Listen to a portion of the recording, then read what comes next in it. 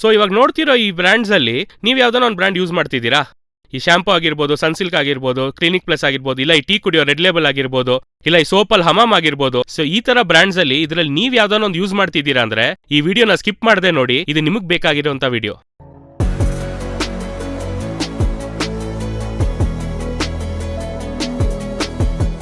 Hi there guys, welcome back. This is Kishore here, founder and CEO of Trade Achievers. So ಈ ವಿಡಿಯೋಲಿ ನಾವೇನ್ ನೋಡ್ತೀವಿ ಅಂದ್ರೆ ಎಲ್ಲರೂ ಕೇಳ್ತಿರೋ ಒಂದು ಮುಖ್ಯವಾದ ಟಾಪಿಕ್ ಏನಂದ್ರೆ, ಸರ್ ಟ್ರೇಡಿಂಗ್ ಅನ್ನೋದು ಗ್ಯಾಂಬ್ಲಿಂಗಾ, ಇದು ನೀವೆಂಗ್ ನೋಡ್ತೀರಾ ಅಂತ ತುಂಬಾ ಜನ ಕೇಳ್ತಾ ಇದ್ರಿ. ಸೊ ಅದ್ರ ಬಗ್ಗೆನೇ ನಾವು ಇದನ್ನ ಸ್ವಲ್ಪ ಡೀಟೇಲ್ ಆಗಿ ನೋಡೋಣ. ಸೊ ಮೊದಲು ಗ್ಯಾಂಬ್ಲಿಂಗ್ ಅನ್ನೋದು ಏನ್ ಮೀನಿಂಗ್ ಅಂತ ಅರ್ಥ ಮಾಡ್ಕೊಳ್ಳೋಣ. ಯಾವುದೇ ಒಂದು ವಿಷಯನೂ ನಮಗ್ ಗೊತ್ತಿಲ್ಲದೆ ಮಾಡಿದ್ರೆ ಇಟ್ಸ್ ಗ್ಯಾಂಬ್ಲಿಂಗ್. ಸಿಂಪಲ್ ಆಗಿ ಹೇಳ್ಬೇಕು ಅಂದ್ರೆ, ಯಾವುದೇ ಒಂದು ವಿಷಯದ ಬಗ್ಗೆ ನನಗೆ ನಾಲೆಜ್ ಇಲ್ಲದೆ ಮಾಡಿದ್ರೆ ಇಟ್ ಇಸ್ ಗ್ಯಾಂಬ್ಲಿಂಗ್. ಅವಾಗ ಟ್ರೇಡಿಂಗ್ ಮಾತ್ರ ಗ್ಯಾಂಬ್ಲಿಂಗಾ? ಇಲ್ಲ, ನೀವು ಯಾವುದೇ ವಿಷಯನೂ ನಿಮ್ಗೆ ಗೊತ್ತಿಲ್ಲದೆ ಮಾಡಿದ್ರೆ it's gambling. For example, let's say ಒಂದು ಇ ಬಿ ಬೋರ್ಡ್ ಇದೆ, ಮನೇಲಿ ಕರೆಂಟ್ ವರ್ಕ್ ಆಗ್ತಾ ಇಲ್ಲ. ಸ್ಟ್ರೈಟ್ ಆಗಿ ಹೋಗಿ ಕೈ ಬಿಡ್ತೀರಾ? ಇಲ್ಲ ಯಾವುದೊಂದು ವೈರ್ ಸರಿ ಇಲ್ಲ ಅಂತ ಏನೋ ಒಂದು ತೆಗಿತೀರಾ? ಇಲ್ಲ ಏನೋ ಒಂದು ಸರಿ ಮಾಡ್ತೀರಾ ಅಂತ ನೀವೇ ಮಾಡ್ತೀರಾ? ಇಲ್ಲ, ಯಾಕೆಂದ್ರೆ ಅದ್ರ ಬಗ್ಗೆ ಏನೋ ನಾಲೆಜ್ ಇಲ್ಲ ನಮಗೆ. ಸೊ ಅವಾಗ ಏನೋ ಒಂದು ಮುಟ್ಟಿದ್ರೆ ಶಾಕ್ ಹೊಡಿಯುತ್ತೆ, ಇಲ್ಲ ಜೀವಕ್ಕೆ ಅಪಾಯ ಇದೆ. ಅವಾಗ ನಾವೇನ್ ಮಾಡ್ತೀವಿ? We are very safe. ನಾವು ಮಾಡದೆ ಯಾರನ್ನ ಕರಿತೀವಿ? ಒಂದು ಎಲೆಕ್ಟ್ರಿಷಿಯನ್ ಕರಿತೀವಿ. ನಾವು ಹೋಗಿ ಕೈ ಬಿಡಕ್ ಹೋದಾಗ it is a gamble, because ಅದ್ರ ಬಗ್ಗೆ ನಾವು ನಾಲೆಜ್ ನಮಗಿಲ್ಲ. ನಾವು ಕೈ ಇಟ್ರೆ ಶಾಕ್ ಹೊಡಿಬೋದು, ಹೊಡಿದೇನೂ ಇರ್ಬೋದು. ವೆರಾಸ್ ಅನ್ ಎಲೆಕ್ಟ್ರಿಷಿಯನ್ ಕರ್ಸಿದ್ರೆ ಅವ್ರಿಗೆ ಅದನ್ನ ಯಾವ್ದನ್ನ ತೆಗಿಬೇಕು, ಏನ್ ಹೇಳೋದು, ಯಾವ್ದನ್ನ ಕನೆಕ್ಟ್ ಮಾಡೋದು ಅಂತ ಕರೆಕ್ಟ್ ಆಗಿ ಗೊತ್ತು. He will come, choose it, ಮತ್ತೆ ರೆಕ್ಟಿಫೈ ಮಾಡಿ ಮುಗಿಸ್ಕೊಟ್ಬಿಟ್ಟು ಹೋಗ್ತಾರೆ. ಯಾಕೆಂದ್ರೆ he has a certain about of knowledge, ಅದ್ರ ಬಗ್ಗೆ ಒಂದು ಐಡಿಯಾ ಇರೋದ್ರಿಂದ ಬಂದ್ಬಿಟ್ಟು ಮಾಡ್ಬಿಟ್ಟು ಹೋಗ್ತಾರೆ. So he is not gambling his life. So ಅದಕ್ಕೆ ನಾ ಹೇಳಕ್ ಬಂದೆ ಏನಂದ್ರೆ, ಯಾವ್ದೇ ಒಂದು ವಿಷಯ ಆದ್ರೂ ನಮಗ್ ಗೊತ್ತಿಲ್ಲದೆ ಮಾಡಿದ್ರೆ ಇಟ್ ಇಸ್ ಗ್ಯಾಂಬ್ಲಿಂಗ್. ಅವಾಗ ಮಾರ್ಕೆಟ್ ಅದೇ ತರಾನೇ, ಗೊತ್ತಿದ್ದು ಮಾಡಿದ್ರೆ ಇಟ್ ಇಸ್ ನಾಟ್ ಗ್ಯಾಂಬಲ್. ಗೊತ್ತಿಲ್ಲದೆ ಮಾಡ್ತಿದ್ದೀರಾ ಅಂದ್ರೆ ಖಂಡಿತ ಮಾರ್ಕೆಟ್ ಅಲ್ಲಿ ಕೂಡ ಗ್ಯಾಂಬಲ್ ಮಾಡ್ತಿದ್ದಾರೆ. ಎಷ್ಟೊಂದು ಜನಕ್ಕೆ ಒಂದು ವಿಷಯನೂ ಗೊತ್ತಿಲ್ಲ, ಮಾರ್ಕೆಟ್ ಬಗ್ಗೆ ಏನೂ ಐಡಿಯಾ ಇಲ್ಲದೆ ಜಸ್ಟ್ ಒಂದು ಮೆಸೇಜ್ ನೋಡಿದೆ, ಈ ತರ ಈ ಮೆಸೇಜ್ ಅಲ್ಲಿ ಬಂದು ಇಷ್ಟು ಸಾವಿರ ಶೇರ್ ಈ ಕಂಪನಿಲಿ ತಗೊಳ್ಳಿ ಅಂದ್ರು, 10 ರೂಪಾಯಿಲಿ ಇರೋದು 20 ರೂಪಾಯಿಗೆ ಆಗತ್ತೆ ಅಂದ್ರು, ನಾ ತಗೊಂಡ್ಬಿಟ್ಟೆ. ತಗೊಂಡ್ಮೇಲೆ ಲಾಸ್ ಆಯ್ತು. ತಕ್ಷಣ ಆಚೆ ಹೋಗಿ ಏನ್ ಹೇಳೋದು? ನಿಜವಾಗ್ಲೂ ಮಾರ್ಕೆಟ್ ಒಳಗೆ ಹೋದ್ನಪ್ಪ, ಲಾಸ್, ಒಂದು ಟ್ರೇಡ್ ಹಾಕ್ದೆ, ಕೊನೆಯಲ್ಲಿ ಲಾಸ್ ಅಲ್ಲಿ ಮುಗೀತು. ನಿಜವಾಗ್ಲೂ ಈ ಮಾರ್ಕೆಟ್ ಗ್ಯಾಂಬ್ಲಿಂಗ್ ಅನ್ಸುತ್ತೆ. ಅವ್ರು ಒಂದು 10 ಜನಕ್ಕೆ ಸ್ಪ್ರೆಡ್ ಮಾಡ್ತಾರೆ. ಆದ್ರೆ ಕೋರ್ ರೀಸನ್ ಯಾವತ್ತಾದ್ರೂ ಯೋಚನೆ ಮಾಡಿದ್ದೀರಾ? ಯಾಕೆ ಆತರ ಹೇಳ್ತಾರೆ ಅಂದ್ರೆ, he never had knowledge. Market ಅನ್ನೋದು ಏನು ಅಂತಾನೆ ಗೊತ್ತಿಲ್ಲದೆ ಮಾರ್ಕೆಟ್ ಒಳಗೆ ಹೋಗಿ ಏನ್ ಮಾಡಾಯ್ತು? ಇನ್ವೆಸ್ಟ್ ಮಾಡಾಯ್ತು. ಆಟೋಮ್ಯಾಟಿಕ್ ಆಗಿ ಏನಾಯ್ತು? ಲಾಸ್ ಬಂದ್ ಕೂಡ್ಲೆ ಯಾಕೆ ಟ್ರೇಡಿಂಗ್ ಮಾಡ್ತೀವಿ ಅಂತಾನೂ ಗೊತ್ತಿಲ್ಲದೆ, ಯಾಕೆ ಲಾಸ್ ಮಾಡ್ತೀವಿ ಅಂತ ಗೊತ್ತಾಗ್ದೇನೆ he gambled it. So knowledge is the key factor, whether you are gambling or you are doing it as a profession. So ಅವಾಗ ನೀವು ಗ್ಯಾಂಬಲ್ ಮಾಡಿಲ್ಲ ಅಂದ್ರೆ ಒಂದೇ ವಿಷಯ, you are having knowledge.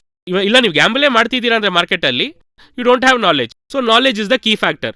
Once knowledge ಇದ್ಮೇಲೆ ಯು ವಾಂಟ್ ಬಿ ಗ್ಯಾಂಬ್ಲಿಂಗ್. ಗೊತ್ತಿದ್ದು ಒಂದು ವಿಷಯ ಮಾಡ್ತಿದ್ದೀರಾ. ಇವಾಗ ಫಾರ್ ಎಕ್ಸಾಂಪಲ್ ಗ್ಯಾಂಬ್ಲಿಂಗ್ ಅಂತ ಹೇಳೋ ಜನರೆಲ್ಲ ಇದನ್ನೇ ಹೇಳ್ತಾರೆ, ಅಯ್ಯೋ ಮಾರ್ಕೆಟಾ, ಜೂಜಾಟ. ಇದನ್ನ ಟ್ರೇಡ್ ಮಾಡೋರ್ನೆಲ್ಲ ಇದನ್ನ ಯೂಸ್ ಮಾಡ್ಕೊಬಹುದು. ನೀವು ಎಕ್ಸ್ಪ್ಲೈನ್ ಮಾಡ್ಬೇಕು ಅಂದ್ರೆ ಏನಂದ್ರೆ, ಸರಿ ಗ್ಯಾಂಬ್ಲಿಂಗ್ ಅಂತಾರಲ್ಲ, ಮೊದಲು ಇದನ್ನ ನೋಡೋಣ. ಈ ಕಂಪನಿನೆಲ್ಲ ನೋಡಿ, ಸನ್ಸಿಲ್ಕ್, ಕ್ಲಿನಿಕ್ ಪ್ಲಸ್, ಶಾಂಪೂಸು, ಆಮೇಲೆ ಬೇರೆ ಏನಿದೆ, ಪಿಯರ್ ಸೋಪ್ ಆಗಿರ್ಬೋದು, ಲಕ್ಸ್, ಈ ತರ ತುಂಬಾ ಕಂಪನೀಸ್ ಇದೆ. ವಿಮ್, ಈ ನಮ್ಮ ಮನೇಲಿ ಯೂಸ್ ಮಾಡೋ ವಿಮ್ ಆಗಿರ್ಬೋದು, ಈ ತರ ಹಮಾಮ್ ಸೋಪ್ಸ್ ಆಗಿರ್ಬೋದು, ಇಲ್ಲ ಟೀ ಕುಡಿತೀವಲ್ಲ 3 ರೋಸಸ್ ಆಗಿರ್ಬೋದು, ರೆಡ್ ಲೇಬಲ್ ಆಗಿರ್ಬೋದು, ಪರ್ಫ್ಯೂಮ್ಸ್ ಇಲ್ಲ ವ್ಯಾಸ್ಲಿನ್ ಆಗಿರ್ಬೋದು, ಇಲ್ಲ ನೆಕ್ಸ್ಟ್ ನೋಡಿ ಕಾರ್ನೆಟ್ ಆಗಿರ್ಬೋದು, ಐಸ್ ಕ್ರೀಮ್ಸು, ಈ ತರ ಸರ್ಫ್ ಎಕ್ಸೆಲ್, ಕಿಸಾನು, ಎಲ್ಲಾನು ಬ್ರೂ, ಡೇ ಟು ಡೇ ಬೇಸಿಸ್ ಅಲ್ಲಿ ಎಲ್ಲಾರ ಮನೇಲೂ ಇರುವಂತ ಬ್ರ್ಯಾಂಡ್. ಇದು ನಿಮ್ಮ ಮನೇಲೂ ಇರತ್ತೆ. ಇದಿಲ್ದೆ ನೋಡಿದ್ರೆ ಬೂಸ್ಟ್, ಹಾರ್ಲಿಕ್ಸ್, ಎಲ್ಲರಿಗೂ ಗೊತ್ತಿರೋ ಕಂಪನಿ. ಬೂಸ್ಟ್, ಹಾರ್ಲಿಕ್ಸ್ ಮಕ್ಳಿಗೆ ಕೊಡೋಂಥದ್ದು, ರಿನ್ನಿಂದ ಲೈಫ್ ಬಾಯ್ ವರ್ಗು ಎಲ್ಲ ನಾವು ಯೂಸ್ ಮಾಡೋಂಥ ಪ್ರಾಡಕ್ಟ್. ಇದೆಲ್ಲ ಇಷ್ಟೊಂದು ಕಂಪನೀಸ್ ಇದೆ ಅಂತ ಗೊತ್ತು. ಎಲ್ಲ ಬೇರೆ ಬೇರೆ ಕಂಪನಿ ಅಂತ ಅನ್ಕೊಂಡಿದೀವಿ, ಆದ್ರೆ ಎಲ್ಲಾನು ಒಂದೇ ಒಂದು ಕಂಪನಿನೇ. ಅದ್ಯಾವುದು ಅಂತ ನೋಡಿದ್ರೆ ಇಟ್ ಈಸ್ ಹಿಂದೂಸ್ತಾನ್ ಯೂನಿಲಿವರ್. ನನಗೆ ಬೂಸ್ಟ್ ಇಷ್ಟ ಇಲ್ಲ, ಹಾರ್ಲಿಕ್ಸ್ ಒಳ್ಳೆ ಕಂಪನಿ ಅಂತ ಸ್ವಲ್ಪ ಜನ ಹೇಳ್ತಾರೆ. ಹಾರ್ಲಿಕ್ಸ್ ಇಲ್ಲ, ಬೂಸ್ಟೇ, ಎರಡೂ ಒಂದೇ ಕಂಪನಿನೇ. ವಿಷಯ ಏನು ಅಂದ್ರೆ, ಆ ಬ್ರ್ಯಾಂಡು ತುಂಬಾ ವಿಷಯಗಳಿಟ್ಟಿದ್ದಾರೆ. ಅದರಲ್ಲಿ ಒನ್ ಆಫ್ ದಿ ಪ್ರಾಡಕ್ಟ್ಸ್ ಬಂದು ಬೂಸ್ಟ್ ಅಂಡ್ ಹಾರ್ಲಿಕ್ಸ್. ಏನ್ ಹೇಳ್ತಾರೆ ಕೆಲವು ಜನ, ಕ್ಲಿನಿಕ್ ಪ್ಲಸ್ ಬೇಕು, ಇನ್ನೊಬ್ರು ಸನ್ಸಿಲ್ಕ್ ಅಂತಾರೆ, ಇನ್ನೊಬ್ರು ಇದು ಅಂತಾರೆ, ಇನ್ನೊಬ್ರು ಅದಂತಾರೆ. ಎಲ್ಲಾ ಒಂದು ಬ್ರ್ಯಾಂಡ್ ಕೆಳಗೆ ಬರ್ತಾರೆ, ಆದ್ರೆ ಇದು ಯಾರು ನೋಡಲ್ಲ. ಇವಾಗ ಏನು ಅಂದ್ರೆ, ಇದರಲ್ಲಿರೋ ಅಷ್ಟೂ ವಸ್ತುಗಳು ನಮ್ ಡೇ ಟು ಡೇ ಲೈಫ್ ಅಲ್ಲಿ ಯೂಸ್ ಮಾಡ್ತಾನೆ ಇದೀವಿ. ಆದ್ರೆ ಆ ಕಂಪನಿಗೆ ಹೋಗಿ ಒಂದ್ ಭಾಗ ತಗೊಳ್ಳಿ ಅಂದ್ರೆ ತಗೊಳಲ್ಲ, ಕೇಳಿದ್ರೆ ಗ್ಯಾಂಬ್ಲಿಂಗ್ ಅಂತಾರೆ. ರೀಸನ್ ಅರ್ಥ ಮಾಡ್ಕೊಂಡ್ರ? ಅವಾಗ ಯಾರು ಗ್ಯಾಂಬ್ಲಿಂಗ್ ಮಾಡ್ತಿದ್ದಾರೆ ಅಂತ ನೀವೇ ಅರ್ಥ ಮಾಡ್ಕೊಳ್ಳಿ. ಒಂದು ಗ್ಯಾಂಬ್ಲಿಂಗ್ ಅಂತ ಹೇಳ್ತಾ ಇರೋ ಒಂದು ಇಂಡಸ್ಟ್ರಿನ, ಸ್ಟಾಕ್ಸ್ ನ, ಒಂದು ಕಂಪನಿ ಶೇರ್ಸ್ ನ ತಗೊಂಡ್ರೆ ಅದು ಗ್ಯಾಂಬ್ಲಿಂಗ್ ಆದ್ರೆ ಆ ಕಂಪನಿ ಬೆಳೆಸ್ತಾ ಇರೋದೇ ನಾವಲ್ವಾ? ಡೇ ಟು ಡೇ ಆ ಕಂಪನಿ ವಸ್ತುಗಳನ್ನ ತಗೊಂತಾ ಇರೋದೇ ನಾವಲ್ವಾ? ಅವಾಗ ಆ ಕಂಪನಿನ ಬೆಳೆಸ್ಬಿಟ್ಟು ಕೊನೆಗೆ ಏನ್ ಹೇಳ್ತಾನೆ, ಆ ಕಂಪನಿ ಟ್ರೇಡ್ ಅದ್ರಲ್ಲಿ ಒಂದು ಭಾಗ ತಗೊಂಡ್ರೆ ಗ್ಯಾಂಬ್ಲಿಂಗ್. ಸೊ ಇದ್ರಲ್ಲಿ ಏನ್ ಗೊತ್ತಾಗ್ತಾ ಇದೆ ಅಂದ್ರೆ ಇಗ್ನೋರೆನ್ಸ್ ತುಂಬಾ ಚೆನ್ನಾಗಿ ಗೊತ್ತಾಗುತ್ತೆ. ಏನಂದ್ರೆ ಜನರಿಗೆ ಅದ್ರ ಬಗ್ಗೆ ಇರೋ ನಾಲೆಜ್ ಇನ್ನ ಫುಲ್ ಆಗಿ ಹೋಗಿ ಸೇರಿಲ್ಲ. ನಮ್ ಕರ್ನಾಟಕದಲ್ಲಿ ಫೈನಾನ್ಷಿಯಲ್ ಲಿಟ್ರಸಿ 22% ಇರೋದಕ್ಕೆ ಇದು ಒಂದು ರೀಸನ್. ಇನ್ನು ಮಾರ್ಕೆಟ್ ಬಗ್ಗೆ ಇರೋ ಅವೇರ್ನೆಸ್ ಇನ್ನ ಪೂರ್ತಿ ಹೋಗಿ ಅವ್ರಿಗೆ ಸೇರಿಲ್ಲ. ಇಷ್ಟನ್ನು ನಾವು ತಗೊಂಡು ಆದ್ರೆ ಆ ಕಂಪನಿನ ಮಾತ್ರ ಗ್ಯಾಂಬ್ಲಿಂಗ್ ಅನ್ನೋದು. ಇವಾಗ ನೋಡಿದ್ರೆ ಅದೇ ಹಿಂದೂಸ್ತಾನ್ ಲಿವರ್ 10 ವರ್ಷಕ್ಕೆ ಮುಂಚೆ ಅದ್ರ ವ್ಯಾಲ್ಯೂ ಬಂದು 400 ರೂಪಾಯಿ ಒಂದ್ ಶೇರ್. ಇವತ್ತು ಅದ್ರ ವ್ಯಾಲ್ಯೂ ಬಂದು ನೋಡಿದ್ರೆ ಇಟ್ ಇಸ್ 2723 ರೂಪೀಸ್. 1 ಲಕ್ಷ ರೂಪಾಯಿ ನೀವು 2012ರಲ್ಲಿ ಹಿಂದೂಸ್ತಾನ್ ಯೂನಿಲಿವರ್ ಅಲ್ಲಿ ಹಾಕಿದಿದ್ರೆ ಇವತ್ತು ಅದ್ರ ವ್ಯಾಲ್ಯೂ ಬಂದು 6,39,000 ಪ್ಲಸ್ 52,000 ಬಂದು ಡಿವಿಡೆಂಡು ಕೊಟ್ಟಿದ್ದಾರೆ. ಇವಾಗ ಈ ಕಂಪನಿ ಇಷ್ಟು ದೊಡ್ಡ ಮಟ್ಟಕ್ಕೆ ಬೆಳೆಯಕ್ಕೆ ರೀಸನ್ ಯಾರು ಅಂತ ನೋಡಿದ್ರೆ ನೀವು ನಾವುನೇ. ಯಾಕೆಂದ್ರೆ ಡೇ ಟು ಡೇ ಬೇಸಿಸ್ ಅಲ್ಲಿ ಆ ಕಂಪನಿ ವಸ್ತುಗಳನ್ನ ನಂಬಿ ತಗೊಂತಾ ಇದೀವಿ. ಕಂಪನಿನೂ ಚೆನ್ನಾಗಿ ಗ್ರೋ ಆಗ್ತಾ ಇದೆ. ಕಂಪನಿ ಗ್ರೋ ಆದ್ಮೇಲೆ ಓಕೆ, ಆದ್ರೆ ಆ ಕಂಪನಿ ನಾನು ಏನ್ ನಂಬಿ ತಗೊಂಡೋ, ಯಾವ ವಸ್ತು ನಂಬಿ ತಗೊಂಡೋ ಆ ಕಂಪನಿಲಿ ನಾನು ಒಬ್ಬ ಭಾಗದಾರರಾಗಿ ಹೋಗ್ತೀನಿ ಅಂತ ಹೋದ್ರೆ ಅದು ಗ್ಯಾಂಬ್ಲಿಂಗ್. ಅರ್ಥ ಆಯ್ತಾ? So this is the problem with the people. ಇದಕ್ಕೆ ನಾವು financially we have to be taught. ಸರಿ, ನೀವು ಇದನ್ನ ನೋಡಿದ್ರೇನು, ಸೊ ಅದರ ಕ್ಲಿಯರ್ ಟ್ರ್ಯಾಕ್ ರೆಕಾರ್ಡ್ 402 ರೂಪೀಸ್ ಇಂದ ಸ್ಟಾರ್ಟ್ ಆಯ್ತು. ಇವತ್ತು 2566 ಅಲ್ಲಿ ಇದೆ. ಡಿವಿಡೆಂಡ್ ನ ಪೇ ಔಟ್ ಶೀಟ್ಸ್ ಎಲ್ಲ ಇದೆ. ನೆಕ್ಸ್ಟ್ ಈ ಕಂಪನಿ ತಗೊಳ್ಳಿ, ಹೆಡ್ ಅಂಡ್ ಶೋಲ್ಡರ್ ಆಗಿರ್ಬೋದು, ಪ್ಯಾಂಟೀನ್ ಆಗಿರ್ಬೋದು, ಇಲ್ಲ ಎಲ್ಲರಿಗೂ ಗೊತ್ತಿರೋ ವಿಕ್ಸ್. ಸೊ ಈ ತರ ಓರಲ್ ಬಿ ಆಗಿರ್ಬೋದು, ಏರಿಯಲ್, ಟೈಡ್. ಸ್ವಲ್ಪ ಜನ ಏನ್ ಹೇಳ್ತಾರೆ, ಏರಿಯಲ್ ಬೇಡ ಟೈಡ್ ಬೇಕು, ಟೈಡ್ ಬೇಡ ಏರಿಯಲ್ ಬೇಕು. ಆದ್ರೆ ಎರಡೂನು ಯಾವ ಕಂಪನಿ ಅಂತ ನೋಡಿದ್ರೆ ಎಲ್ಲಾನು ಒಂದೇ ಕಂಪನಿನೇ, ಇಟ್ಸ್ PNG. ಇವಾಗ ಸರಿಯಾಗಿ ಯೋಚನೆ ಮಾಡಿ ನೋಡಿ, ನಮ್ಮ ಮಕ್ಳಿಗೆ ಹೋಗಿ ನಾವ್ ಏನಂತ ಕೇಳ್ತೀವಿ, ಆಟೋಮ್ಯಾಟಿಕ್ ಆಗಿ ಪ್ಯಾಂಪರ್ಸ್. ಎಲ್ಲಾ ಮಕ್ಳಿಗೂ ನಾವು ಹಾಕ್ಬಿಡೋದು ಪ್ಯಾಂಪರ್ಸ್. ಒಂದು ಮಗುಗೆ ಓಕೆ ಒಳ್ಳೇದು ಅಂತ ನಾವು ಮಾಡ್ತೀವಿ, ಆದ್ರೆ ಅದೇ ಟೈಮಲ್ಲಿ ಈ ಕಂಪನಿ ತಗೊಳ್ಳೋಣ ಅಂದ್ರೆ ತಗೊಳ್ಳಲ್ಲ. ಅದೇ ಇನ್ನೊಂದು ಯೋಚನೆ ಮಾಡಿ ನೋಡಿ, ಒಂದು 3 ರೋಸಸ್ ಆಗಿರ್ಬೋದು, ರೆಡ್ ಲೇಬಲ್ ಆಗಿರ್ಬೋದು, ಬ್ರೂ ಆಗಿರ್ಲಿ, ಇದೆಲ್ಲ ನಾವು ಇಂಟೇಕ್ ಮಾಡ್ತಾ ಇದೀವಿ. ಆ ವಸ್ತುನ ನಂಬಿರೋದಕ್ಕೆ ತಾನೇ ನಾವು ಕುಡಿತಾ ಇದೀವಿ. ಇವಾಗ ಟೀ ಕುಡಿತಾ ಇದೀವಿ, ಇಲ್ಲ ಕಾಫಿ ಕುಡಿತಾ ಇದೀವಿ ಅಂದ್ರೆ ವಸ್ತುನ ನಂಬ್ತಾ ಇದೀವಿ ನಾವು ಮೊದಲು, ಅದಕ್ಕೆ ನಾವು ಕುಡಿತಾ ಇದೀವಿ. ಅದನ್ನ ನಂಬಿ ಒಂದು ಹೆಲ್ತ್ಗೆ ಸಂಬಂಧಪಟ್ಟಿರೋ ವಿಷಯ, ಒಳಗೆ ಹೋಗೋ ವಿಷಯನ ನಂಬಿ ಕುಡಿತಾ ಇದೀವಿ ಅಂದ್ರೆ ಅದು ಯಾಕೆ ಕಂಪನಿಲಿ ಇನ್ವೆಸ್ಟ್ ಮಾಡಬಾರ್ದು?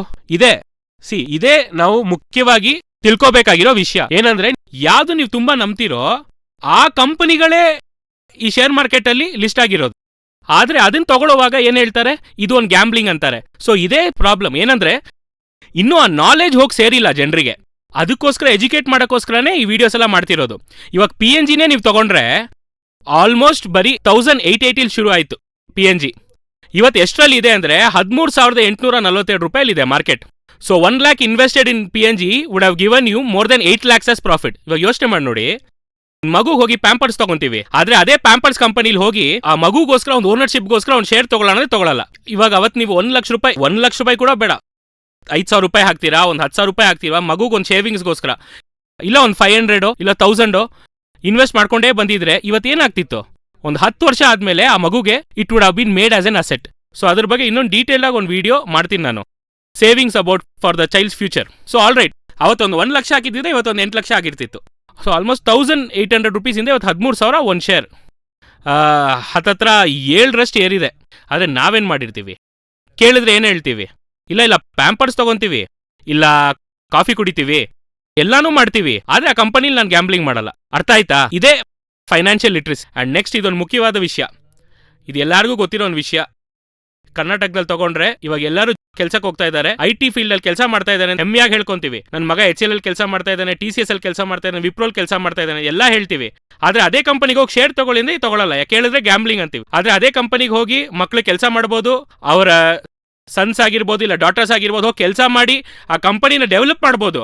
ಆದ್ರೆ ಇವ್ರು ಹೋಗಿ ಶೇರ್ಸ್ ತಗೊಳ್ಳಿ ಅಂದ್ರೆ ತಗೊಳ್ಳಲ್ಲ. ಯಾಕೆಂದ್ರೆ ದಟ್ಸ್ ಗ್ಯಾಂಬ್ಲಿಂಗ್. ಇದೇ ಅರ್ಥ ಆಯ್ತಾ? ಇದೇ ಸಮಸ್ಯೆ. ಏನಂದ್ರೆ ನೀವು ಯಾವ್ದಕ್ಕೆಲ್ಲ ದುಡಿತಾ ಇದ್ದೀರೋ, ನೀವು ಯಾವ್ದೆಲ್ಲ ನೋಡ್ತಾ ಇದ್ದೀರೋ, ಯಾವ್ದು ಒಳ್ಳೇದು ಅಂತ ಅನ್ಕೋತೀರೋ, ಆದ್ರೆ ಅದ್ರಲ್ಲಿ ಓನರ್ಶಿಪ್ ತಗೊಳ್ಳಿ ಅಂದ್ರೆ ಮಾತ್ರ ತುಂಬಾ ಹಿಂದೇಟಾಗ್ತೀವಿ. ಯಾಕೆಂದ್ರೆ ಇದ್ರ ಬಗ್ಗೆ ಒಂದು ತಪ್ಪಾಗಿರೋ ಅವೇರ್ನೆಸ್ ಹರಡಿರೋದ್ರಿಂದ ಇದ್ರ ಬಗ್ಗೆ ಇನ್ನೂ ಒಂದು ಕರೆಕ್ಟ್ ಆಗಿರೋ ವಿಷಯ ಇನ್ನೂ ಜನರಿಗೆ ಇನ್ನೂ ಕರೆಕ್ಟ್ ಆಗಿ ಹೋಗಿ ಸೇರಿಲ್ಲ. ಅದೇ ಇದ್ರ ಬಗ್ಗೆ ಹೇಳ್ತಿದ್ದೇನೆ. If you don't have proper knowledge, ಯಾವುದೇ ವಿಷಯ ಆಗಿದ್ರು ಇಟ್ಸ್ ಗ್ಯಾಂಬ್ಲಿಂಗ್. ಸೊ ನಾಲೆಜ್ ಇಲ್ಲದೆ ಏನೇ ಮಾಡಿದ್ರು ಇಟ್ಸ್ ಗ್ಯಾಂಬ್ಲಿಂಗ್. ಟ್ರೇಡಿಂಗ್ ಅಲ್ಲೂ ನಾಲೆಜ್ ಇಲ್ಲದೆ ಮಾಡಿದ್ರೆ ಇಟ್ಸ್ ಗ್ಯಾಂಬ್ಲಿಂಗ್.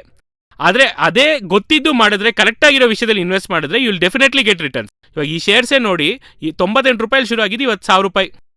ಅವತ್ತು 350 ರೂಪಾಯಿ ಶುರು ಆಗಿದ್ದೆಲ್ಲ 1,500. ಆಲ್ಮೋಸ್ಟ್ ಪರ್ಸೆಂಟೇಜ್ ವೈಸ್ ನೋಡಿದ್ರೆ HCL ಟೆಕ್ನಾಲಜಿ ಹಸ್ ಗಿವನ್ 900%, ಅಂಡ್ ಬೇರೆ ಎಲ್ಲ ನೋಡಿದ್ರೆ 300, 400, 100%. ಟೆಕ್ ಮಹೀಂದ್ರ ನೋಡಿದ್ರೆ 600%. ಸೊ ಇಷ್ಟು ದೂರ ಕಂಪನಿಗಳು ಗ್ರೋತ್ ಆಗಿದೆ. ಆದರೆ ಈ ಕಂಪನಿಗಳು ನಾವು ಇನ್ವೆಸ್ಟ್ ಮಾಡಕ್ಕೆ ರೆಡಿ ಆಗಿಲ್ಲ. ಆದರೆ ದೊಡ್ಡವರಾದ್ಮೇಲೆ ನಮ್ಮ ಮಕ್ಕಳೆಲ್ಲ ಇದರಲ್ಲಿ ಜಾಯಿನ್ ಮಾಡಿದ್ರೆ ಚೆನ್ನಾಗಿರತ್ತೆ ಅಂತ ಯೋಚನೆ ಮಾಡ್ತೀವಿ. ಸೊ ಇದೇನೆ ನಾವು ಮುಖ್ಯವಾಗಿ ಕಲ್ತ್ಕೊಬೇಕಾಗಿರೋ ವಿಷಯ. So start investing early as possible. ಇವಾಗಲೇ ನೀವು ಇನ್ವೆಸ್ಟ್ ಮಾಡಕ್ಕೆ ಶುರು ಮಾಡಿದ್ರೆ so you can also become financially ಇವಾಗೆ ಒಂದು ಅವೇರ್ನೆಸ್ ಕೊಡಬೇಕು ಅಂತಾನೆ ಈ ವಿಡಿಯೋಸ್ ಎಲ್ಲ ಮಾಡ್ತಿರೋದು. ಸೊ ಟ್ರೇಡಿಂಗ್ ಗ್ಯಾಮ್ಲಿಂಗ್ ಅಂತ ಕೇಳಿದ್ರೆ ಅದು ಟ್ರೇಡಿಂಗ್ ಆಗಿರಲಿ ಇಲ್ಲ ಯಾವುದೇ ಕಸಬಾಗಿರಲಿ ಗೊತ್ತಿದ್ದು definitely it is not a gambling, it is a business ಮಾಡ್ತಾರೋ ನೀವು ಹೋಗಿ ಒಂದು ಬಿಸ್ನೆಸ್ ಸ್ಟಾರ್ಟ್ ಮಾಡೋ ಬದಲು ಅಷ್ಟೇ ವಿಷಯ. ಶೇರ್ಸ್ ಅನ್ನೋದು ಬೇರೆ ಏನೂ ಇಲ್ಲ. ಹೋಗಿ ನಾನು ಇನ್ವೆಸ್ಟ್ಮೆಂಟ್ ಹಾಕಿ ನನ್ನ ಇನ್ವೆಸ್ಟ್ಮೆಂಟ್ಗೆ ತಗೊಳ್ಳೋ ರಿಟರ್ನ್ ಈಸಿಯಾಗಿ ಅರ್ಥ ಮಾಡಿಕೊಂಡು ಡೆಫಿನೆಟ್ಲಿ ಒಂದು ಒಳ್ಳೆ ಇವಾಗಲೇ ಇನ್ವೆಸ್ಟ್ ಮಾಡಕ್ಕೆ ಶುರು ಮಾಡಿ. Definitely free. All right. So I hope this video was useful and thank you very much for joining.